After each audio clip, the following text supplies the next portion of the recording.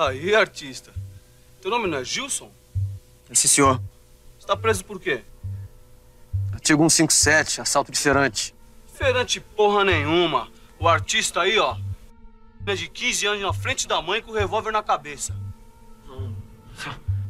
Não é outra pessoa. É assalto, porra. Como é tratado um Duque 13, um Jack, aquele que comete um crime sexual contra uma mulher? Hoje eu vou revelar pra você como ele é tratado dentro do sistema prisional, como é a cadeia que esse tipo de preso fica, esse perfil de preso fica, e mais algumas outras questões. Vai ser um vídeo bem completo aqui pra gente poder esclarecer essa que é uma dúvida muito comum, ainda mais depois desse caso do Robinho. Quantas madrugadas eu virei em claro na prisão, mas desisti. Era um plano fora de cogitação, porque guerreiro quer guerreiro, entra na arena e não se cansa. Segue de cabeça erguida e nunca perde a esperança. Seja muito bem-vindo, muito bem-vinda. Esse é o maior canal aqui do YouTube falando sobre o sistema prisional.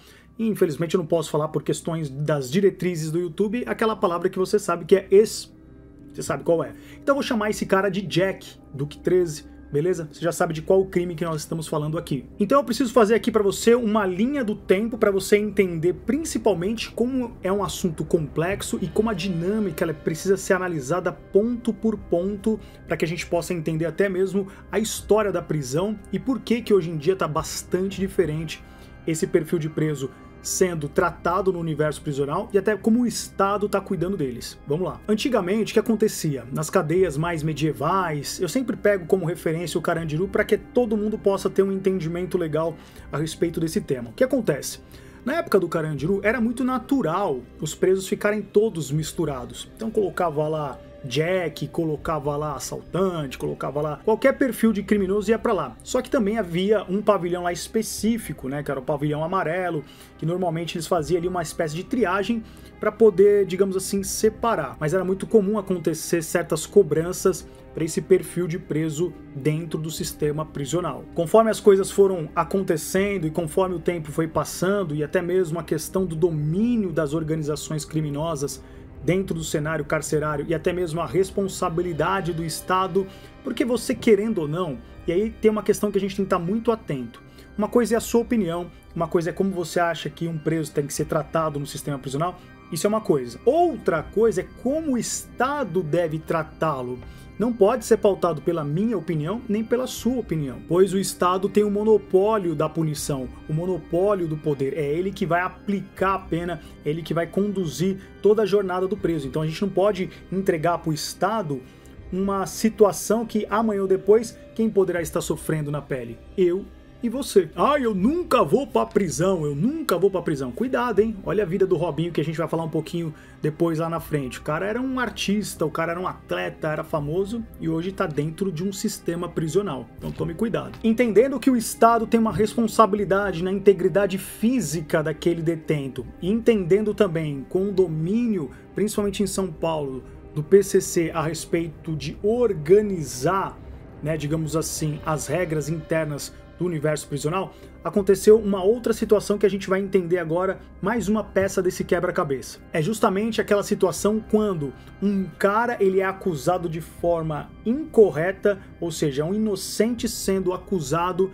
de ter praticado esse crime não aceito no sistema prisional. E acredite, isso já aconteceu bastante na história das prisões. Alguns anos atrás eu gravei uma entrevista com um jovem que foi acusado desse crime e depois foi comprovado que ele era inocente. Eu vou deixar no primeiro comentário fixado aqui alguns vídeos que vão complementar a matéria de hoje. Então depois, se você quiser continuar mantendo um pouco mais de atualização sobre isso, vai estar os vídeos aqui embaixo no primeiro comentário fixado. Eu lembro que naquela ocasião, quando chegou essa questão dessa acusação para esse jovem, o que aconteceu? Pediram para eu conduzir essa ideia. Conduzir assim, né? Tipo, analisar esse caso.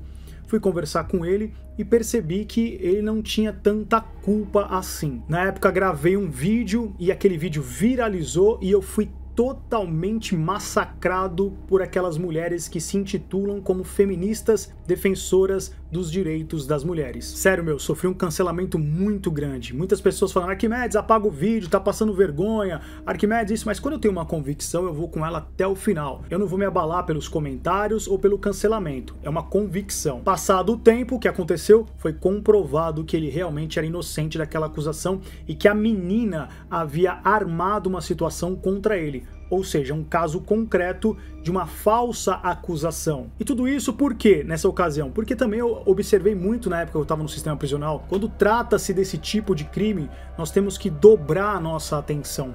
Nós temos que analisar porque é um crime que pode acabar com a vida da mulher, isso é um fato, trazer traumas para a vida inteira dela, mas também se for algo equivocado e for uma acusação injusta, acaba também com a vida do cara. Então a gente está falando aqui de duas vidas que estão em risco, duas vidas que podem ser destruídas dependendo do contexto. Então é muito importante deixar isso claro aqui para você. Existem sim homens sem futuro, que não prestam, que realmente acabam fazendo essa prática contra a mulher, covardes. Eu classifico como lixo ambulante, é um cara que realmente não tem valor algum. Por outro lado, também existem aquelas mulheres que não têm caráter, mulheres que muitas vezes criam um ambiente, acaba se jogando nos braços daquele cara, acaba criando uma certa situação, aí acaba enfeitiçando o cara, de repente o cara dá uma avançada, não tô dizendo que é certo, tá? Tô te colocando aqui dentro de um contexto. Ele dá uma pequena avançada, vamos supor, toca nela, não quero, cometeu o crime.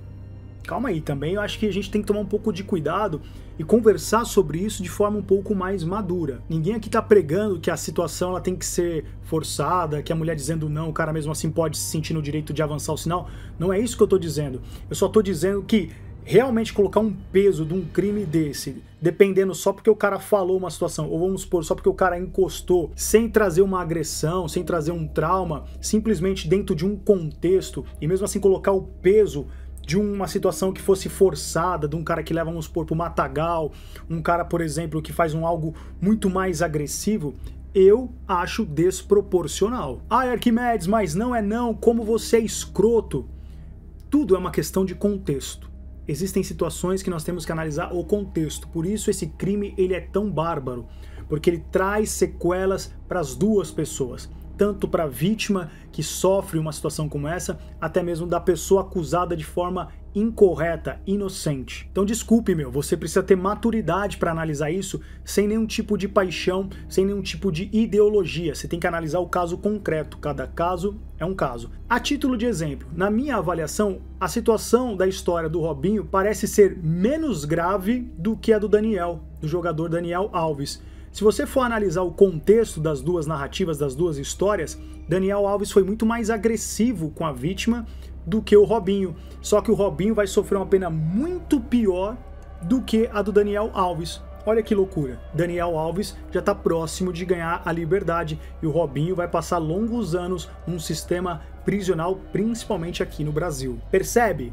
Não me parece ser justo, não me parece ser proporcional a questão da condenação. A gente pode discutir a questão da condenação lá da Espanha, Daniel, mas aí é um debate para outro momento. O que eu quero chamar a sua atenção é a respeito de um princípio importantíssimo, sobre o princípio da proporcionalidade, que se une ao princípio da individualização da pena, analisar de forma muito correta o caso concreto. E por conta de tudo isso, e ser um tema extremamente complexo, até mesmo quando um cara chega hoje em dia no sistema prisional, não sai catando o cara. Muitas vezes a pessoa fala assim, se o cara chegar lá acusado desse crime, os presos já vão chegar lá e vão agredi-lo?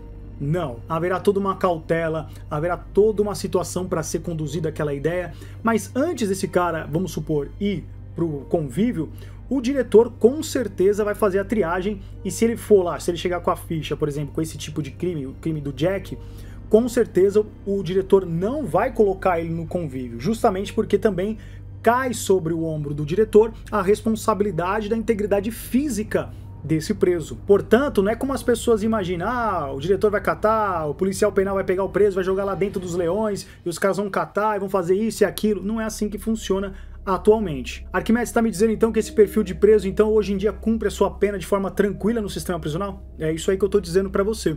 E agora a gente entra no segundo momento desse vídeo. Eu vou me manter aqui dentro do estado de São Paulo, tá? Porque eu já falei isso em outros vídeos, que falar sobre esse tema ele é muito complicado porque cada estado pode ter uma dinâmica diferente.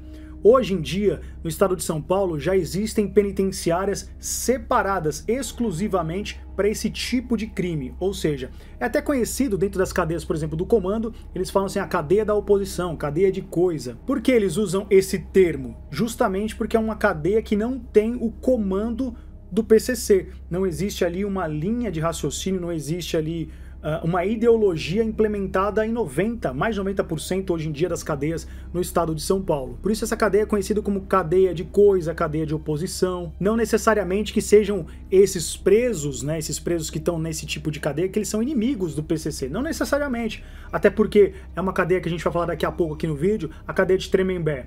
Lá é separado para uns crimes que têm mais repercussão, digamos, na mídia, crimes mais bárbaros. Então ali não necessariamente os caras eram do crime, entendeu? Os caras cometeram um crime, mas não eram do crime. Então é importante fazer essa separação. Sendo assim, é muito mais difícil hoje em dia você ter notícias de que aquele preso, que é o conhecido como Jack, ele ser ali punido, acontecer qualquer tipo de situação dentro do universo prisional, justamente por conta dessa divisão que o Estado acabou fazendo. E muitas vezes quando esse preso, por exemplo, vai para uma cadeia, que é a cadeia onde o PCC comanda, existe também às vezes um pavilhão separado, é aquele pavilhão onde o diretor sabe que aquele tipo de preso vai ficar lá, que é um preso que não tem ligação com o crime, não tem ligação, por exemplo, com a facção criminosa, e você pode ver também, às vezes, locais onde tem 8 pavilhões e um pavilhão que os caras falavam, né, o pavilhão do diretor, justamente para deixar ele lá numa espécie de triagem. Então aquela questão do preso ficar, esse preso acusado desse tipo de crime, ficar só no seguro, que seria aquela coisa mais, digamos assim, que a pessoa pensa do filme, né? Uma cela escura, que o cara não tem banho de sol, aquela situação um pouco mais semelhante que aconteceu no Carandiru. Atualmente isso já não acontece mais. Espero que você tenha entendido até aqui. Agora, como será tratado o Robinho dentro do sistema prisional?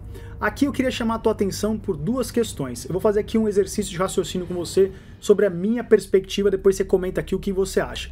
Sinceramente falando, sendo muito sincero aqui com você, eu acho que até mesmo na situação do crime do Robinho, se ele fosse para uma cadeia, por exemplo, do PCC, nada aconteceria com ele, que aqui criaria-se uma questão de contradição em cima da própria ideologia. Essa é a minha percepção. Por quê? Porque os caras iam analisar a gravidade, os caras iam analisar que o cara é famoso, jogador de futebol, então no meu entendimento ele não teria nenhum tipo de problema relacionado a punições, que ele seria tipo, ele apanharia lá, etc, etc. Na minha avaliação, ele cumpriria a cadeia dele de boa, tranquilo, no convívio com os presos comuns, numa cadeia conduzida pelo comando. Eu sei que isso aqui é extremamente polêmico, tá? Mas essa é a minha avaliação, analisando um pouco o histórico e tudo que eu já vivi nessa vida louca. Portanto, você percebe que até mesmo dentro desse universo prisional existe um comportamento político, né? Ou seja, existe toda uma análise, existe ali o peso, dependendo do crime do cara, dependendo de quanto ele tem de dinheiro, depende de uma série de coisas. Agora eu quero chamar você para entrar dentro dessa cadeia de Tremembé, uma cadeia muito conhecida. Nós vamos aqui fazer um react dentro desse vídeo a respeito de como é a rotina lá dentro e depois a gente faz a conclusão final do vídeo de hoje. Vamos lá. Essa é uma matéria que passou na Record, né? Então a gente vai assistir aqui juntos, pegar só os trechos mais importantes pra gente analisar aqui. Vamos lá.